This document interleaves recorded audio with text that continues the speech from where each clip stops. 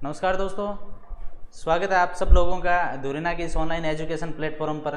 और चलिए दोस्तों, एक नई शुरुआत करते हैं। तो सबसे पहले तो मैं Satvir Singh Sisodia as a political teacher आप सब लोगों का स्वागत करता हूं।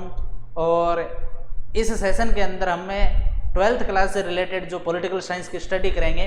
तो सबसे पहले मैं आप सब लोगों को आपके 12th क्लास के एग्ज़ाम के लिए बहुत बधाई और शुभकामनाएं प्रेषित करता हूं। और इसके साथ साथ इस चैप्टर में हम पढ़ेंगे कि कौन कौन से जो इश्यू हैं, कौन कौन से मुद्दे हैं, और उनका बारीकी से विश्लेषण भी करेंगे कि अपने ये जो पॉलिटिकल साइंस के अंदर आपने देखा ही होगा कि अब की बार जो पाठ्यक्रम है वो NCERT का लागू कर दिया गया है।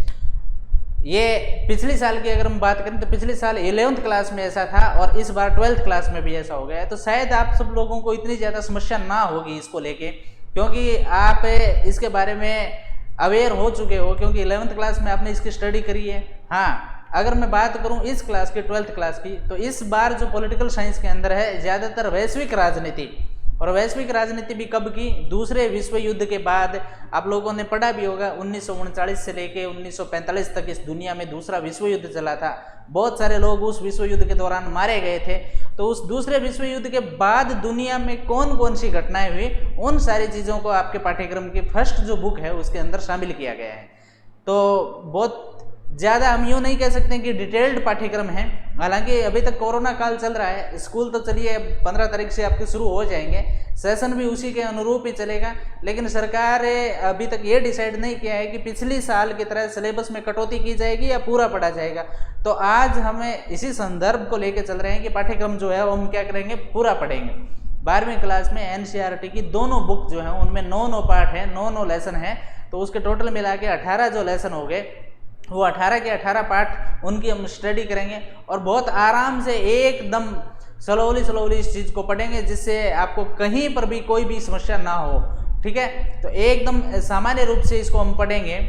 तो अगर मैं बात करूं आपके पाठ्यक्रम के पहले लेसन की, तो देखिए आपकी जो फर्स्ट बुक है उसके अंदर पहला जो पार्ट है वो क्या है, ये आपके समक्ष स्क्रीन पर आपको दिख रहा है, शीत युद्ध का दौर।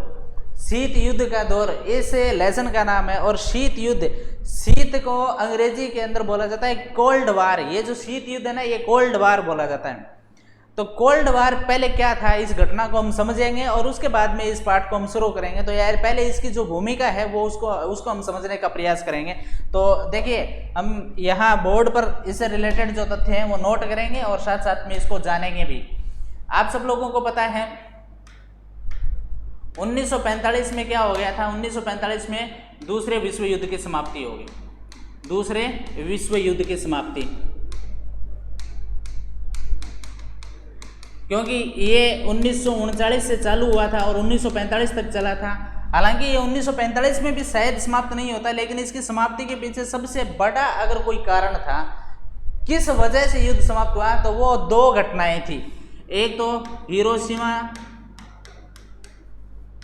प्लस नागासाकी, आपने नाम सुना ही होगा, जापान के 2 बहुत विकसित शहर थे और इन दोनों पर अमेरिका के द्वारा क्या किया गया था, परमाणु हमला। अब परमाणु हमला किया गया था तो जापान देश के जो परमाणु हमला जब किया गया तो जापान देश के जो दोनों विकसित नगर थे, ये दोनों के दोनों एकदम तहस नहस हो गए और इसका बुरा रिजल्ट आज भी देखा जाता है। तो पहली घटना तो ये थी। और दूसरा, इस विश्व युद्ध के खत्म होने के पीछे एक रीजन और भी था, और वो ये था हिटलर व मुसोलिनी का अंत। हिटलर व मुसोलिनी का अंत। एक इटली का तानाशाह था और एक ये किसका था, जर्मनी का तानाशाह था, मुसोलिनी का अंत। अब जब इन दोनों की क्या हो गई, मृत्यु हो गई, चाहे इसमें हत्या करी गई होगी या आत्महत्या करी होगी, वो एक अलग मामला है। इन लोगों की मौत बहुत दर्दनाक तरीके से हुई। ये दुनिया को अपनी मुट्ठी में समझते, ये दुनिया के अपने आप को शहंशाह समझते थे, लेकिन लास्ट के अंदर इनको मरना भी पड़ा। तो जब ये दोनों लोग मर गए, साथ में जापान परमाणु हमले की वजह से इतना ज़्यादा, हमें यूँ कह सकते हैं कि तहस नहस हो गया था, तक जापान की हिम्मत नहीं थी कि अब अमेरिका जैसे, ब्रिटेन जिसको आजकल हम इंग्लैंड के नाम से जानते हैं, उन जैसे देशों के साथ लड़ाई लगातार रख सके। 6 साल तक लंबी लड़ाई चली, लगभग 7 करोड़ के आसपास लोग मारे गए, जान माल का नुकसान हुआ, व्यापार एकदम ठप हो गया, दुनिया का संपर्क आपस में कट गया था।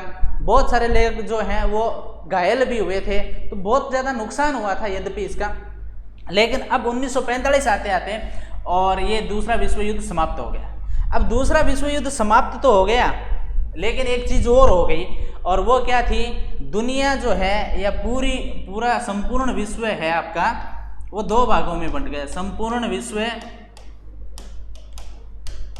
दो भागों में बंट गया। दो भागों में कौन कौन सा?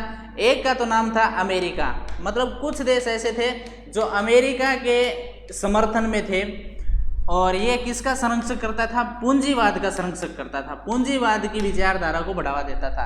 अब प्रश्न उठेगा कि सर पूंजीवाद क्या होता है? तो पूंजीवाद का मतलब होता है दोस्तों, जो आदमी जितना ज़्यादा कमाएगा उसके पास उतना ही ज़्यादा क्या रहेगा? धन रहेगा। और दूसरा जो गैंग बनी या दूसरा जो संगठन बना उसका नाम था सोवियत संघ, जिसको आजकल हम क्या मानते हैं? रूस के नाम से जानते हैं, सोवियत संघ। और इसने किसकी वकालत करी? इसने साम्यवाद की वकालत करी।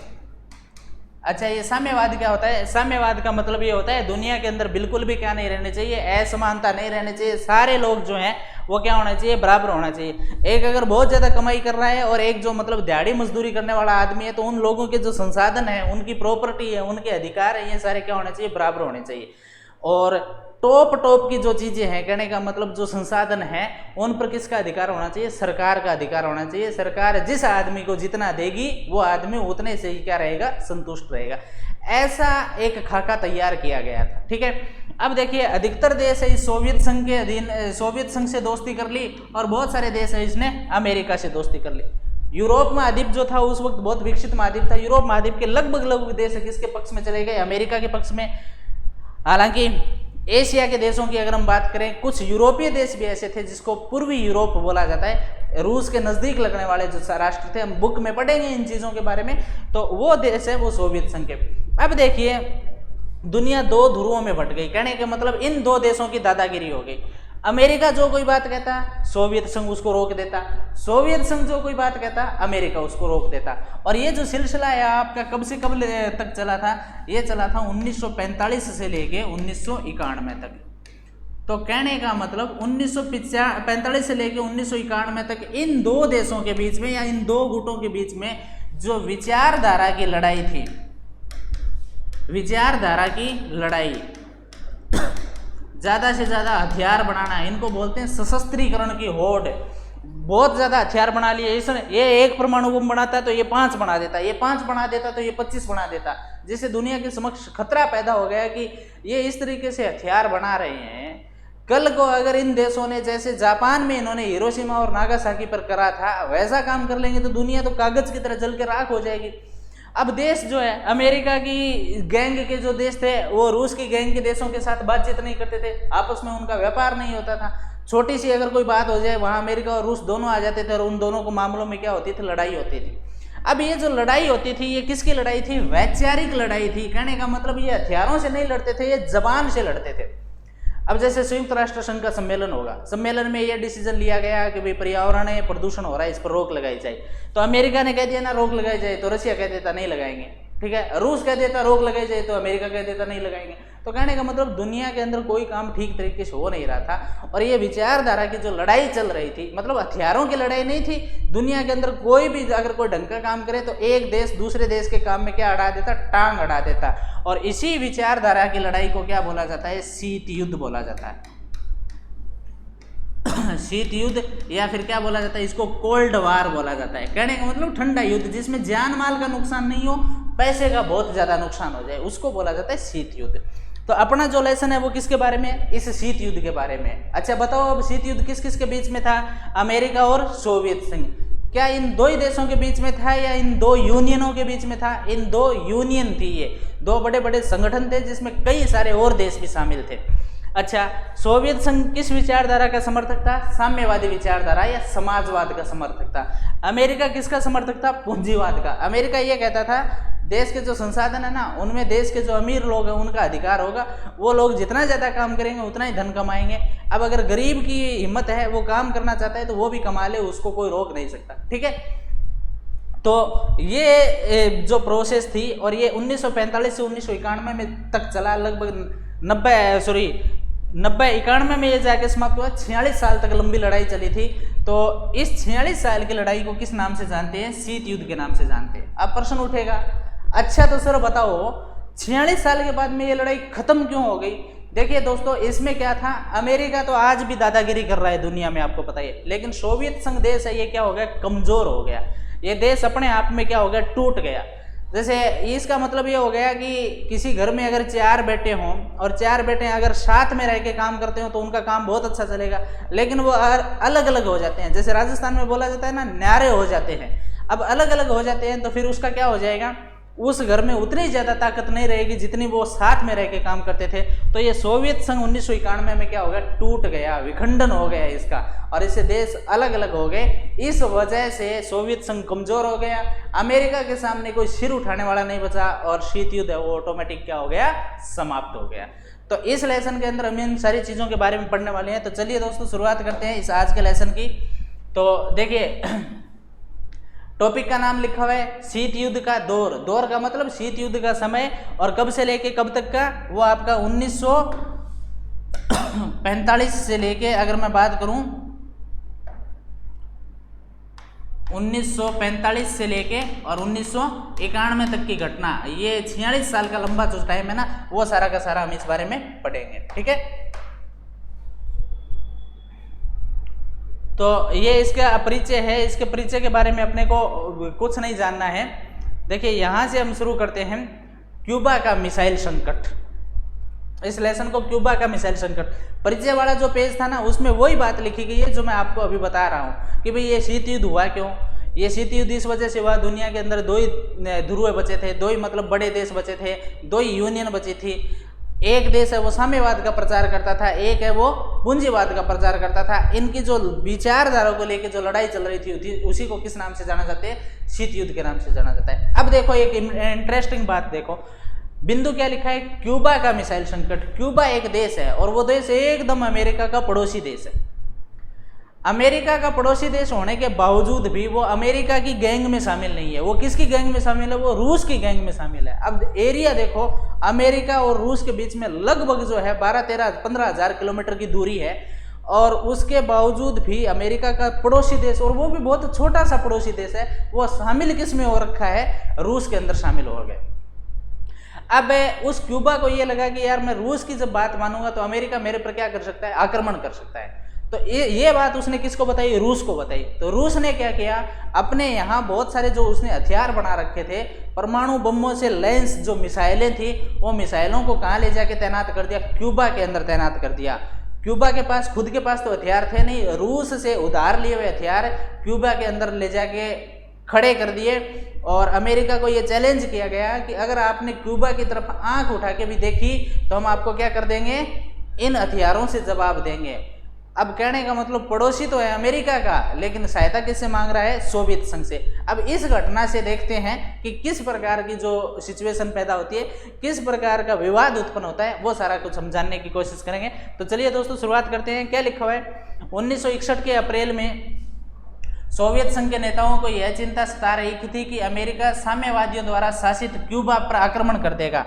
अब देखिए, साम्यवादियों द्वारा शासित है, तो साम्यवादी किस देश से संबंधित थे, साम्यवादी थे रूस देश से संबंधित है। तो क्यूबा पर कौन अप्रत्यक्ष तौर पर कौन राज कर रहा था, रूस ही राज कर रहा था। साम्यवादियों द्वारा शासित क्यूबा पर आक्रमण कर देगा और इस देश के राष्ट्रपति फिदेल कास्त्रो का तख्ता पलट हो जाएगा, क्योंकि उस वक्त फिदेल कास्त्रो नाम का एक क्या था, आदमी था, और वो किस विचारधारा में भरोसा करता था, साम्यवादी विचारधारा में भरोसा करता था।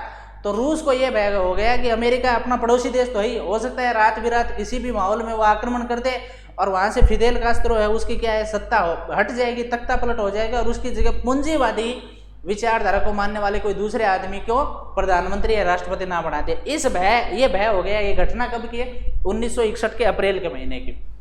क्यूबा अमेरिका के तट से लगा हुआ एक छोटा सा द्वीपीय देश है। कहने का मतलब है प्रशांत महासागर के अंदर है और ऊंचा उठा इलाका है, तो उसको द्वीपीय क्षेत्र बोला जाता है। आपने जैसे अंडमान निकोबार नाम सुना होगा, तो ये क्या है, एक द्वीपीय देश है।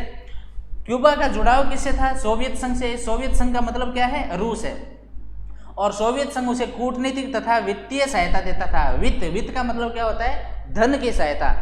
उसको दुनिया में आपको क्या काम करना है ऐसी राय भी देता था, इसके साथ साथ उसको क्या देता था, धन की सहायता देता था।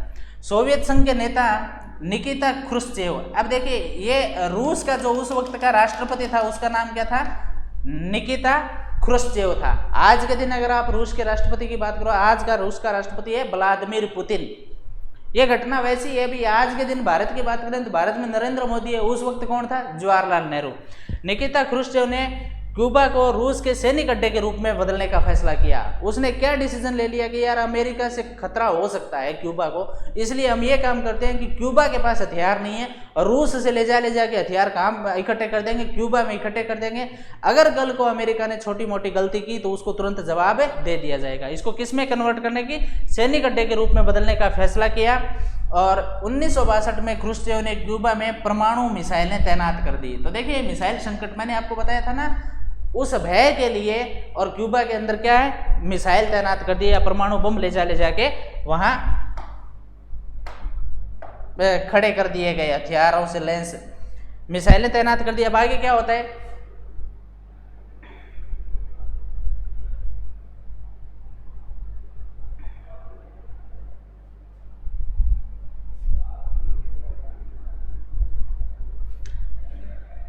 आगे देखो आप, मिसाइलें तैनात कर दी। इन हथियारों की तैनाती से पहली बार अमेरिका नजदीकी निशाने की सीमा में आ गया। अब भाई उस वक्त की मिसाइल इतनी ज्यादा मारक क्षमता वाली नहीं थी। आज भारत के पास एक अग्नि 5 नाम की मिसाइल है, और वो अग्नि 5 नाम की मिसाइल है, भारत से छोड़ोगे तो वो क्या कर देगी, 12,000 किलोमीटर तक मार करती है, बहुत लंबी दूरी तक। भारत से छोड़ोगे तो अमेरिका तक जाके क्या कर देगी, मार करेगी। लेकिन उस वक्त इतनी ज़्यादा मारक क्षमता वाली थी नहीं भाई। रूस के अंदर मिसाइल है, रूस से छोड़ेगी तो वो जाके रूस की सीमा से पार एक आध कोई देश को खत्म कर देगी, लेकिन अमेरिका तक उसकी रेंज नहीं थी। अब वो मिसाइल सीधी उठा के कहाँ ले गए, क्यूबा में ले गए, एकदम अमेरिका की सीमा पर जाके खड़ी कर दी।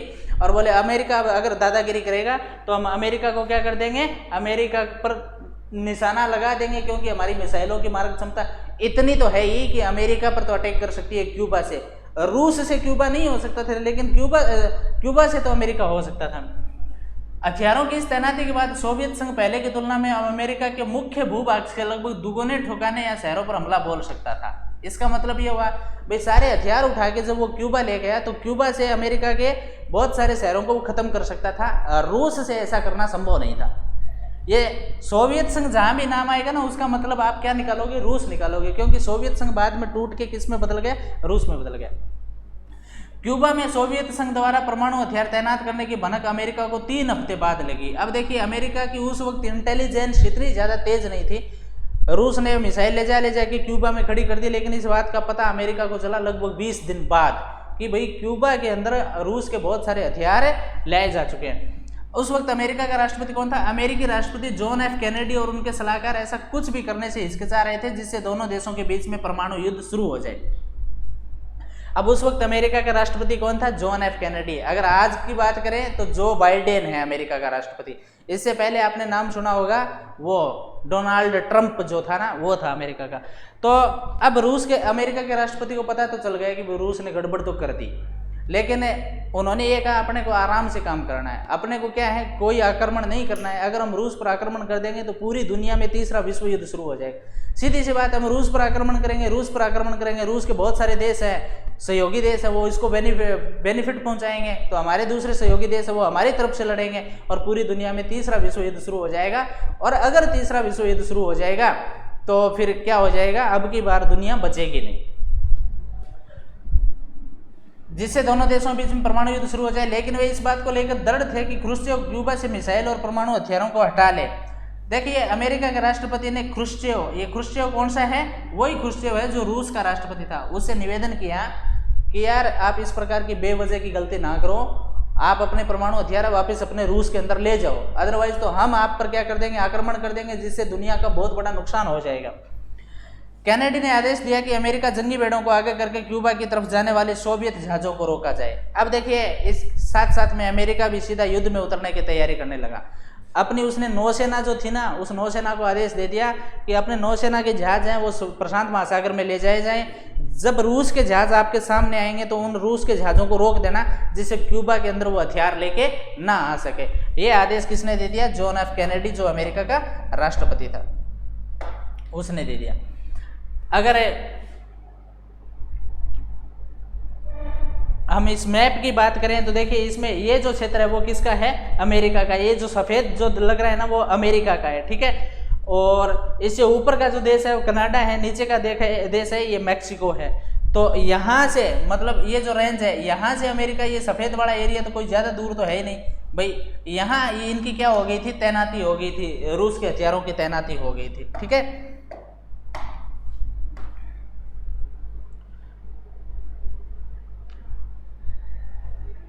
रोका जाए, इस तरह अमेरिका सोवियत संघ के मामले के प्रति अपनी गंभीरता की चेतावनी देना चाहता था। ऐसी स्थिति में यह लगा कि युद्ध होके रहेगा। अब देखिए अमेरिका की तरफ से जहाज आ गए, रूस की तरफ से जहाज आ ही रहे थे, तो हालत ये हो गई कि यार लड़ाई हो सकती है।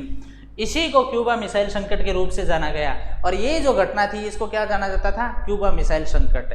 तो क्यूबा मिसाइल संकट सीधी सी बात ये हो गई, क्यूबा एक साम्यवादियों का देश था जो रूस की बात मानता था और रूस को अंदेशा हो गया था। हकीकत में अमेरिका ने ऐसा किया नहीं, रूस को यह लगने लगा कि यार इस पर अमेरिका क्या कर सकता है, आक्रमण कर सकता है। आक्रमण करेगा तो फिदेल कास्त्रो की सरकार चली जाएगी। तो उसने बेवजह मतलब शक के आधार पर अपनी जो मिसाइलें हैं कहाँ तैनात कर दी, क्यूबा में तैनात कर दी। अमेरिका ने उन मिसाइलों को रोकने के लिए अपने जहाजी भेड़ों को प्रशांत महासागर में भेज दिया। और तब वहाँ जो तनातनी बन गई थी, दो देशों के बीच में एक तरीके का विवाद उत्पन्न हो गया था, उसी को किस नाम से जाना जाता है, क्यूबा मिसाइल संकट के नाम से जाना जाता है। इस संघर्ष की आशंका ने पूरी दुनिया को बेचैन कर दिया। और यह जो टकराव है, यह टकराव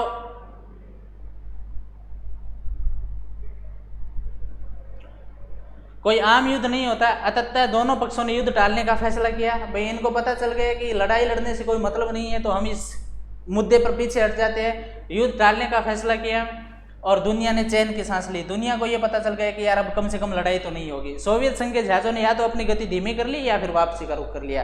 कहने का मतलब सोवियत संघ के जहाज जो है ना अपनी मिसाइल ले लेके क्या आ गए थे, वापस आ गए थे, ठीक है। अब इससे आगे देखिए आप, क्यूबा मिसाइल संकट शीत युद्ध का चरम बिंदु था, मतलब एकदम टॉप पर आ गया था। भाई 45 से शुरू हुई और 45 से लेके 61 तक, कहने का मतलब 16 साल तक टकराव चलते हो गया था। 61 के बाद में आगे 91 में जाके तो लड़ाई क्या हो गई थी, समाप्ति हो गई थी। तो एकदम ये क्या था, चरम संकट पर था, चरम बिंदु था। सोवियत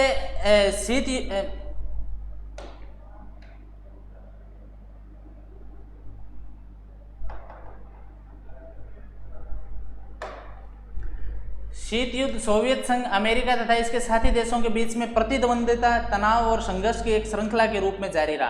अब युद्ध खत्म नहीं हुआ था, युद्ध अमेरिका और सोवियत संघ के बीच में चल ही रहा था और अकेला इन दो देशों के बीच में नहीं चल रहा था। इनके जो साथ और भी मानने वाले जो देश थे, जैसे सोवियत, उस वक्त की बात बताऊं, भारत का झुकाव हकीकत में किसके पास था, रूस के पास था। और पाकिस्तान का झुकाव है वो किसके साथ था, अमेरिका के साथ था। तो जरूरी नहीं है कि सोवियत संघ और अमेरिका ही लड़ते थे। अब भारत और पाकिस्तान की भी लड़ाई हुई थी उस वक्त। 1948 में लड़ाई हुई, 65 में लड़ाई हुई, 1971 में लड़ाई हुई। तो इनके द्वारा जो मतलब निर्देशित देश थे वो भी आपस में लड़ रहे थे। सौभाग्य से इन तनाव और संघर्षों ने युद्ध का रूप नहीं लिया, यानी इन दो देशों के बीच में कोई पूर्वव्यापी रक्त रंजित युद्ध नहीं छिड़ा।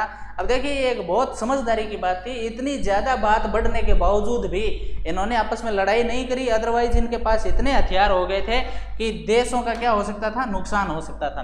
विभिन्न इलाकों में युद्ध हुए।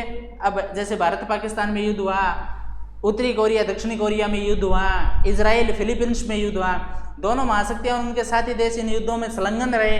वे क्षेत्र विशेष में अपने साथी देशों के मददगार बने, लेकिन दुनिया तीसरे विश्व युद्ध से बच गई। अब देखो ये बात, वे साथी देशों के मददगार बने।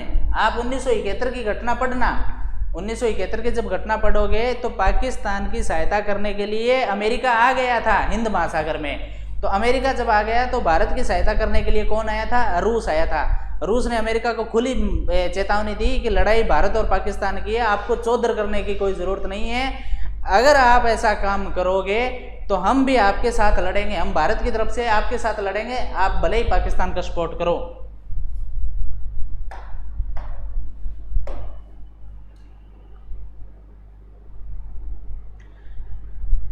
अब ये जो शीत युद्ध सिर्फ जोर आजमाइश, सैनिक गठबंधन अथवा शक्ति संतुलन का मामला पर नहीं था, बल्कि इसके साथ साथ विचारधारा के स्तर पर भी एक वास्तविक संघर्ष जारी था। ये मैंने आपको बताया कि शीत युद्ध के अंदर क्या हुआ, सैनिकों की कहीं लड़ाई नहीं हुई थी, आपस में बातों की लड़ाई होती थी, और बातों की लड़ाई होती तभी इसको शीत युद्ध बोला जाता था, मतलब एक तरीके का ठंडा युद्ध। विचारधारा की इस लड़ाई इस बात को लेकर थी कि पूरे विश्व में राजनीतिक, आर्थिक और सामाजिक जीवन को सूत्रबद्ध करने का सबसे बेहतर सिद्धांत कौन सा है। अब सिद्धांत दो लागू थे, एक सिद्धांत का नाम क्या था, पूंजीवाद था, और एक सिद्धांत का नाम साम्यवाद था। अमेरिका ये कहता है पूंजीवाद आ जाना चाहिए, रूस ये कहता है साम्यवाद आ जाना चाहिए। तो इस विचारधारा को थोपने की जो लड़ाई चल रही थी ना, उसको शीत युद्ध कहते हैं। पश्चिमी गठबंधन का अगुवा, अब देखो पश्चिमी गठबंधन का अगुवा अमेरिका था, मतलब पश्चिम के जो देश थे, ये ग्रीनविच रेखा को जब काट लें तो यूरोप महाद्वीप के जो पश्चिमी यूरोप थे, अमेरिका और दक्षिणी अमेरिका महाद्वीप के जितने भी देश थे, उनका तो नेता कौन था, अमेरिका था। और यह गुट उदारवादी लोकतंत्र तथा पूंजीवाद का समर्थक था। पूर्वी गठबंधन का अगुवा कौन था, सोवियत संघ था। इस गुट की प्रतिबद्धता समाजवाद तथा साम्यवाद के लिए थी। तो ये तो कहता था कि पूरे देशों में क्या आ जाए, लोकतंत्र आ जाए और पूंजीवाद, कहने का मतलब संसाधनों पर उद्योगपतियों का अधिकार हो, उद्योगपति ज़्यादा से ज़्यादा कमाई करें, जिससे नीचे के जो लोग हैं बेरोजगार उनको रोजगार मिले और ठीक तरीके से काम चले। जबकि रूस ये कहता था कि जितने भी संसाधन हैं उन सारी पर किसका अधिकार हो, सरकार का अधिकार हो, और सरकार नागरिकों की योग्यता के हिसाब से उनको सामान बांटेगी और वो अपना जीवन यापन चलाएंगे। तो एक को साम्यवाद बोला जाता है, एक को पूंजीवाद बोला जाता है। इस विचारधाराओं के बारे में आपने कक्षा 11 के अंदर अध्ययन कर ही लिया होगा। वैसे अध्ययन नहीं कर लिया तो मैंने आपको बता दिया है कि भाई धन पर उद्योगपतियों का अधिकार हो, ये पूंजीवाद है, धन पर सरकार का अधिकार हो, ये क्या होता है, साम्यवाद होता है। ठीक है,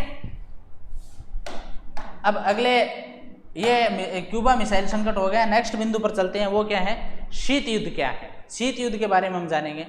तो वैसे तो मैंने आपको शीत युद्ध बता ही दिया। अमेरिका और रूस के बीच में विचारधारा की जो लड़ाई चली 1945 से लेके 1991 तक की जो लड़ाई चली, उस सिचुएशन को किस नाम से जाना जाता है, शीत युद्ध के नाम से जाना जाता है। दूसरे विश्व युद्ध का अंत 1945 में अंत हो गया। समकालीन विश्व राजनीति, मतलब उस वक्त की जो राजनीति थी, 1945 के बाद की जो राजनीति थी, समकालीन विश्व राजनीति का एक महत्वपूर्ण पड़ाव है। ठीक है, सन 1945 में मित्र राष्ट्रों और धुरी राष्ट्रों के बीच दूसरा विश्व युद्ध 1939 से लेके 45 की समाप्ति हो गई। अब मित्र राष्ट्र कौन कौन से थे, इटली था, जर्मनी था, जापान था। धुरी राष्ट्र कौन थे, अमेरिका था, रूस था और ब्रिटेन था। एक बात और बताऊं आपको, जब लड़ाई चली थी ना, तब रूस और अमेरिका ने एक गुट में होकर लड़ाई लड़ी थी। इनकी तो बाद में क्या हो गई, सेटिंग खराब हो गई, बाद में ये आपस में लड़ने लगे, की समाप्ति हो गई। मित्र राष्ट्रों की अगुवाई अमेरिका, सोवियत संघ। अब देखो प्रश्न पूछा जा सकता है, फ्रांस कर रहे थे। मित्र राष्ट्र, ये जो उस वक्त विश्व युद्ध के वक्त मित्र राष्ट्रों की सेना के अंदर कौन कौन था, अमेरिका था, सोवियत संघ रूस था, ब्रिटेन इंग्लैंड था और फ्रांस, आजकल फ्रांस था। धुरी राष्ट्रों में कौन था, जर्मनी था, इटली था और कौन था, जापान था। इस युद्ध में विश्व के लगभग सभी ताकतवर देश शामिल थे, मतलब टॉप सारे कंट्री शामिल थे। अगर आप भारत की बात पूछोगे, भारत शामिल था क्या, तो हकीकत बात है 1939 से 45 तक भारत आज़ाद ही नहीं था। भारत किसके गुलाम था, अंग्रेजों के। और अंग्रेजों के जब गुलाम था तो सीधी सी बात है कि अंग्रेजों ने भारत को अपनी तरफ से युद्ध में मिला रखा था। तो कौन से ग्रुप में हो गया भारत, मित्र राष्ट्रों के ग्रुप में हो गया। यह युद्ध यूरोप के बाहर के इलाकों में भी फैला और इसका विस्तार दक्षिण पूर्वी एशिया, दक्षिण पूर्वी एशिया का मतलब जापान की बात कर सकते हो, म्यांमार की बात कर सकते हो, इंडोनेशिया, लाओस, कंबोडिया, थाईलैंड, इन देशों में, चीन, बर्मा को आज का म्यांमार कहते हैं। तो भारत के पूर्वोत्तर के कुछ हिस्सों तक था। भारत के मणिपुर, नागालैंड में भी लड़ाया गया। ये आज़ाद हिंद फौज ने यहाँ आके लड़ाई लड़ी थी। तो इस युद्ध में बड़े पैमाने पर जन हानि हुई, बहुत ज़्यादा नुकसान हुआ, धन हानि हुई। और 1914 से 1918 के बीच में एक युद्ध और हुआ था, जिसको कौन से युद्ध के बारे में माना जाता है, प्रथम विश्व युद्ध। तो प्रश्न पूछा जा सकता है, पहला विश्व युद्ध कब से कब था, 1914 से लेकर 18 तक था। दूसरा विश्व युद्ध कब से कब था, 1939 से लेके 45 तक था। ठीक है, अच्छा, दूसरे विश्व युद्ध में कितने प्रकार के सेनाएं थी, दो प्रकार की, एक था मित्र राष्ट्र और एक था धुरी राष्ट्र। प्रश्न पूछा जा सकता है, धुरी राष्ट्रों में कौन शामिल थे, तो जर्मनी, इटली, जापान। मित्र राष्ट्रों में कौन शामिल थे, तो वहां कौन कौन थे, अमेरिका, सोवियत संघ, ब्रिटेन और ये आपका हो जाएगा फ्रांस। विश्व युद्ध ने दहला दिया, लेकिन दूसरा विश्व युद्ध इससे भी ज्यादा भारी पड़ा। मतलब दूसरा विश्व युद्ध पहले विश्व युद्ध की तुलना में बहुत ज्यादा क्या था, खतरनाक था।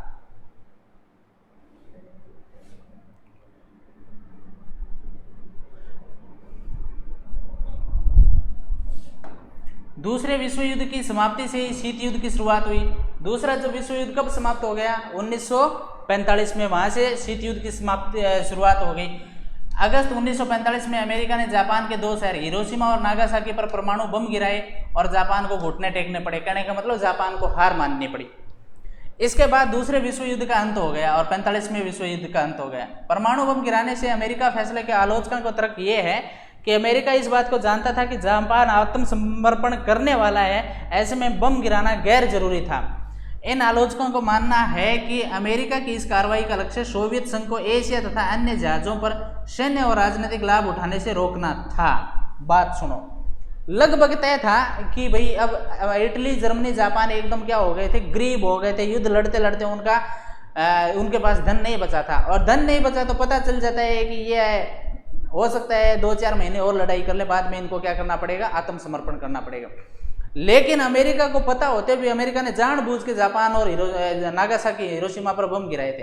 क्यों गिराए थे? उसने ये सोचा जापान अमेरिका से बहुत ज़्यादा दूर है कि अगर जापान को लड़ाई में हराने का काम अमेरिका नहीं करेगा तो वो काम कौन कर देगा, रूस कर देगा। और रूस अगर अब ये काम कर देगा तो फिर पूरी दुनिया रूस की जय जयकार करेगी, ना कि अमेरिका की।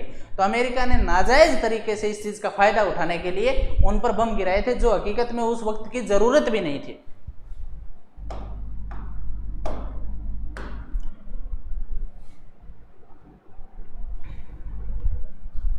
सोवियत संघ को एशिया तथा अन्य जगहों पर सैन्य और राजनीतिक लाभ उठाने से रोकना था। वह सोवियत संघ के सामने यह भी जाहिर करना चाहता था कि अमेरिका ही सबसे बड़ी ताकत है। मतलब ये बात तय थी कि रूस और अमेरिका साथ में लड़ाई लड़ रहे थे, पर अमेरिका को लास्ट में ये लगने लगा कि यार रूस मेरे से बड़ा ना हो जाए, इसलिए मैं अपनी छाप छोड़ने के लिए ऐसा कोई काम करूं जिससे पूरी दुनिया में दहशत पैदा हो जाए। और उसने बम गिराने का काम किया, जिससे रूस को भी डर लगने लगा कि पता नहीं अमेरिका क्या कर देगा।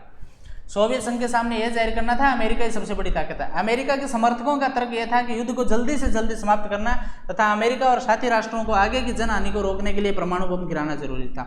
अब दूसरे लोग हैं वो ये कहते हैं कि बम नहीं गिराना चाहिए, वो तो ये बात कहते हैं कि ऐसा नहीं करना चाहिए था। जबकि खुद अमेरिका की बात करें तो अमेरिका के लोग कहते हैं कि यार बम गिराना जरूरी था, क्योंकि 6 साल से हम नुकसान में थे और हमें यह भी लग रहा था कि अगर बम ना गिराएंगे तो और ज़्यादा नुकसान होगा। उस नुकसान को रोकने के लिए हमें ऐसा काम करना पड़ा।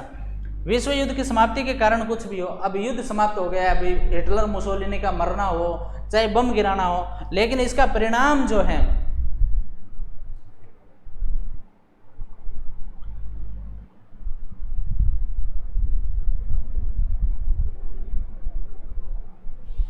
इसका परिणाम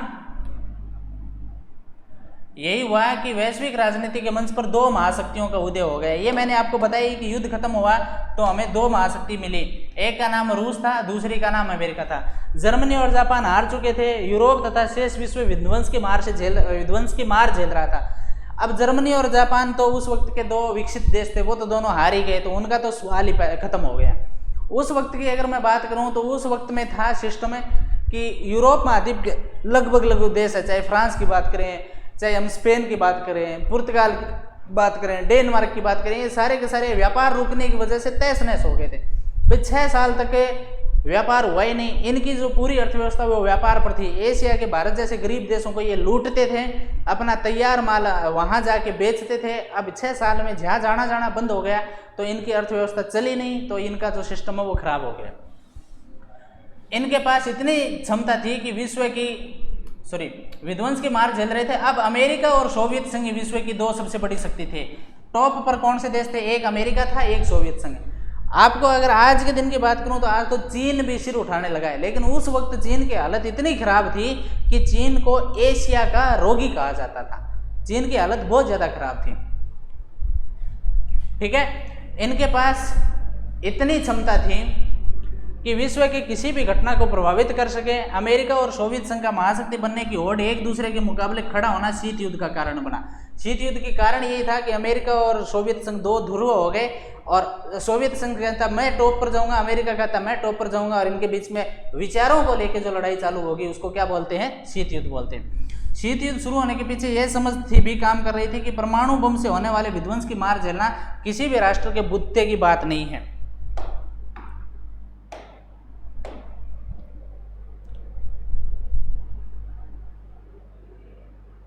यह एक सीधा साधा लेकिन असरदार तर्क था कि जब दोनों महाशक्तियों के पास इतनी क्षमता के परमाणु हथियार हैं कि वे एक दूसरे को असहनीय क्षति पहुंचा सकें, तो दोनों के बीच में रक्त रंजित युद्ध होने की संभावना कम रह जाती है। उकसावे के बावजूद कोई भी पक्ष युद्ध का जोखिम नहीं उठाना चाहता था।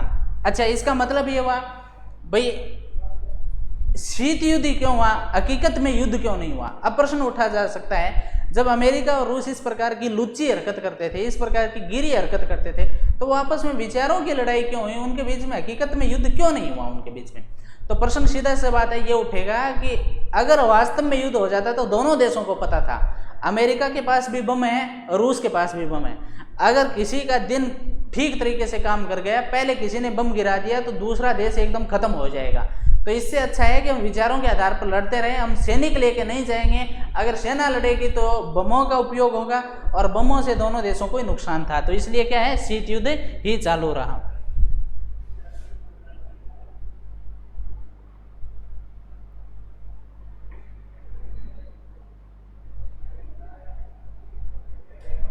युद्ध का जोखिम में मोल लेना नहीं चाहेगा, क्योंकि दोनों देश डर रहे थे, क्योंकि युद्ध से राजनीतिक फायदा चाहे किसी का भी हो, लेकिन इससे होने वाला विध्वंस या विनाश का औचित्यपूर्ण नहीं ठहराया जा सकता। उनको पता था कि यार लड़ाई तो नहीं करेंगे, विचारों के आधार पर लड़ाई चलती है तो चलते रहे, हम मारकाट नहीं करेंगे। मारकाट करेंगे तो सीधी सी बात है, हाइड्रोजन बम या परमाणु बम का उपयोग हो गया तो एक दूसरे देश का नुकसान होना तय है। तो इस चीज से लड़ने के लिए उन्होंने विचारों पर लड़ना ठीक माना, ना कि सैनिकों के आधार पर। देखिए इसके अंदर एक कोडिंग आई है, क्या दिखा रही है। अब ये तस्वीर आपको दिख रही है, आप बुक से भी देख सकते हो, आराम से देखना है कि किस तरीके से हिरोशिमा और नागासाकी को अमेरिका ने क्या कर दिया था, खत्म कर दिया था। इसमें ये लिखा गया है, यह तस्वीर विध्वंस को दिखाती है जो अमेरिका द्वारा हिरोशिमा और नागासाकी पर गिराए गए परमाणु बमों के कारण हुआ। इन बमों को लिटिल बॉय और फैट मैन के नाम से जाना जाता है। देखिए प्रश्न ये पूछा जा सकता है कि हिरोशिमा और नागासाकी पर जो बम गिराए गए थे उन बम का क्या नाम था। तो हिरोशिमा पर गिराया गया उसका नाम था लिटिल बॉय और नागासाकी पर गिराया गया उसका नाम था फैट मैन। महाशक्तियों के पास आज परमाणु हथियारों का जो जखीरा है उसकी तुलना में ये बम बहुत छोटे थे, मतलब 15 और 21 किलोटन क्षमता के थे। आज की तुलना में आज जितने बड़े बड़े जो बम है ना, उनकी तुलना में बहुत छोटे थे। इतनी कम क्षमता के परमाणु बमों में भी अकल्पनीय विध्वंस किया। अब अगर हम बात करें परमाणु बमों का कितना असर होता है, तो बहुत छोटे छोटे बम थे, आज से 70 साल पहले यूज किए गए थे, तो भी आज क्या होता है, वहाँ विकलांग बच्चे पैदा होते हैं, उनके रेडिएशन, उनसे इतनी ज़्यादा किरणें फैली है कि वहाँ की ज़मीन पर कुछ पैदा नहीं होता, ज़मीन एकदम बंजर हो गई है। अब सोचो अगर आज के दिन दुनिया के पास जो बम है उनका उपयोग कर ले तो कितना ज़्यादा नुकसान होगा। 1950 के दशक में संयुक्त राष्ट्र अमेरिका और सोवियत संघ ऐसे परमाणु बमों का परीक्षण कर रहे थे जिनकी क्षमता 10 से 15,000 किलोटन थी। देखो इतने बड़े बड़े बम बना रहे, 10 से 15,000 किलोटन, और इनकी कितनी थी, 15 और 21 किलोटन की क्षमता थी। दूसरे शब्दों में ये बम हिरोशिमा और नागासाकी पर गिराए गए परमाणु बमों की तुलना में हजारों गुना ज़्यादा विध्वंसक थे।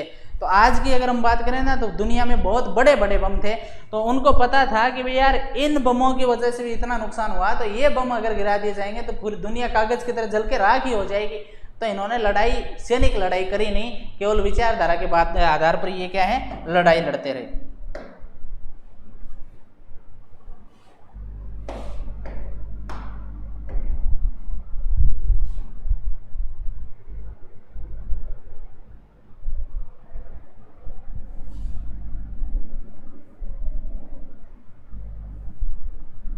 अगला देखिए चैप्टर आप, शीत युद्ध की प्रमुख यहाँ आ गए थे। प्रमुख सैन्य विशेषताओं पर ध्यान दें। इसमें दो महाशक्ति रूस और अमेरिका और उनके अपने अपने गुट थे। इस प्रतिद्वंदी गुटों में शामिल देशों से अपेक्षा थी कि वे तर्क संगत और जिम्मेदारी भरा व्यवहार करेंगे। भाई अगर कोई अमेरिका का दोस्त बनना चाहता है, अगर कोई रूस का दोस्त बनना चाहता है, तो उनकी ये जिम्मेदारी होती थी कि बात हम जायज़ करेंगे। अमेरिका के दोस्त बन गए तो ऐसा नहीं है कि चोरी छुपे रूस की भी बात मानेंगे, केवल किसकी बात मानेंगे, अमेरिका। और रूस के दोस्त बन गए तो किसकी बात मानेंगे? रूस की बात मानेंगे। इन देशों का एक विशेष अर्थ में तर्कसंगत और जिम्मेदारी भरा बर्ताव करना था। परस्पर विरोधी गुटों में शामिल देशों को समझना था कि आपसी युद्ध में जोखिम है, क्योंकि संभव है कि इसकी वजह से दो महाशक्तियों के बीच युद्ध ठन जाए। अब देखिए, नुकसान तो इस गुट में जितने भी देश शामिल हुए उनको अभी था। उनको पता था कि भाई पाकिस्तान अमेरिका में है, भारत रूस की तरफ है, और हालांकि भारत था रूस की तरफ। जबकि आप पढ़ोगे, इससे आगे एक पेज पढ़ेंगे हम, गुट निरपेक्ष आंदोलन, वहाँ भारत और ही कुछ बात कहेगा, लेकिन सीधी सी बात है भाई, थोड़ा झुकाव भारत का रूस की तरफ था, ये बात आपको माननी चाहिए। तो इन देशों को पता था, जो छोटे देश थे उनको भी पता था कि यार गड़बड़ हो सकती है, इन देशों के साथ रहेंगे तो नुकसान अपने को उठाना पड़ सकता है।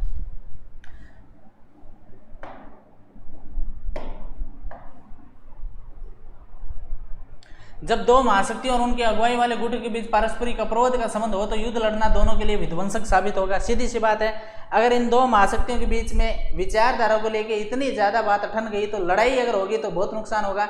इस संदर्भ में जिम्मेदारी जो है, वो जिम्मेदारी का मतलब था संयम से काम लेना और तीसरे विश्व युद्ध को जोखिम से बचाना। अब इनके पास दबाव था इन देशों पर कि यार हमें आराम से काम करना चाहिए, जिससे कि तीसरा विश्व युद्ध ना हो। अगर तीसरा विश्व युद्ध हो जाएगा तो बहुत नुकसान हो जाएगा। शीत युद्ध ने समूची मनुष्य जाति पर मंडराते खतरे को जैसे तैसे संभाल लिया। हालांकि 45 साल तक लंबी लड़ाई चली, लेकिन इसका फायदा ये हुआ कि हमें तीसरा विश्व युद्ध ना देखना पड़ा। अब क्या होता है, शीत युद्ध हमने समझ लिया, मिसाइल क्यूबा संकट हमने समझ लिया, द्विध्रुवीय विश्व का आरंभ, दो ध्रुव है, कहने का मतलब एक अमेरिका का ध्रुव बन गया, एक रूस का। तो ये दुनिया में ये सिस्टम कब शुरू हुआ, इसका क्या फायदा क्या नुकसान हुआ, वो हम अगले वीडियो में पढ़ेंगे। तब तक के लिए मुझे इजाजत दीजिए। आप सब लोगों का बहुत बहुत धन्यवाद।